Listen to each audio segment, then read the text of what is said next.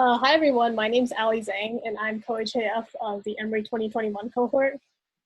And hi, my name is Lucas. I'm the other HAF of the Emory 2021 cohort. So we'll be talking about AFL team management, specifically asking for and incorporating feedback. Feedback is important to figuring out what you're doing well and also what you can change. Recruitment has a lot of moving parts and everything is new for the most part. So delegating recruitment tasks to a new team and moving forward with a recruitment strategy is not always easy, especially during these times. I imagine since everything is virtual, it'll be even more important to make sure you're connected with the team and on the same page. So getting feedback is important to make sure you guys are constantly reflecting and improving your effectiveness throughout the recruitment season. It'll help you resolve pain points, make team tasks more coordinated, and figure out which strategies are the most high yield. It also allows AFLT to have a space to communicate feedback that they might not feel comfortable saying during the entire group meeting. Good feedback will specifically be things that you can change or improve on. I asked for feedback at the end of recruitment season, but this didn't give me any time to implement the new suggestions and make things better.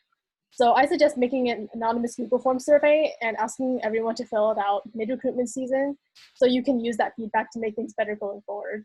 Have questions like, what are we doing well? What can we improve? And any questions or concerns. One thing I realized from the feedback I received was that although our results were good, we ended up recruiting around like 75 new AFs. We had a rather messy workflow. A lot of problems didn't get solved until much later on. One example is we didn't find out we could use mail merge instead of sending like 40 individual emails until much later. And also our meetings often weren't super organized. We would often get off topic. If I asked for feedback earlier, I would have definitely improved on these aspects for the rest of the recruitment season. Asking for feedback throughout the process gives you enough time to reflect and incorporate new practices for your team. Another way to both build relationships and receive feedback from your team is to meet up with each AFL team member individually mid-recruitment season to catch up with them and check in on how they're doing. Make sure that every team member feels heard and feels like the workload is manageable. Our team was lucky to have great engagement and connection with one another, so try to establish that by periodically checking in. I think this was also due to the fact that we enjoyed our company and had a lot of fun during recruitment and especially tabling. Even if you guys are virtual, have a space where you can talk about non-matriculated related stuff because it's so important to get to know each other as people and start building those relationships as well. Lastly, it's also really important to have a space for feedback and reflection at the beginning of each meeting. As a team, talk about how the previous week went, discuss what went well and what didn't go so well, and plan for the next week based on that. Everyone should have a space where they can voice their perspective on the events that happened that week.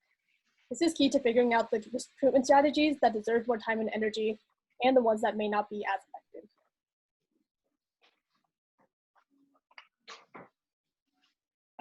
So I was actually part of the AFLT during the recruitment season this year.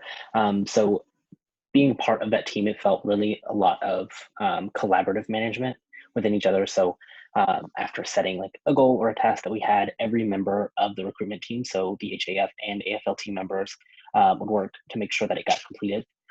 In addition to sort of self-management, each member continuously checked in with each other. So not only were we sort of checking off things on our list, we'd also go into Slack and ask, make sure everybody has everything under control, ask if they needed any additional help.